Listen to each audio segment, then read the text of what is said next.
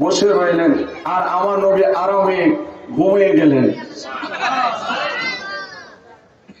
আমার ভাইয়েরা, এইদিকে সূর্য ডুবে গিয়েছে। শানে রিসালাত কেন প্রয়োজন? আমার আল্লাহ ডাক দিয়া কয়, কলম তুমি লেখো। কলমের ডাক দিয়া কয়, আল্লাহ আমি আন্তাজি কি লেখবো? বরং আপনি দয়া করে বলেন আমি কি লিখবো। আল্লাহ কলম আমি তো আল্লাহ কহ, তুমি লেখ তাওহীদ লা ইলাহা ইল্লাল্লাহ। ও বন্ধুরা রে আমার,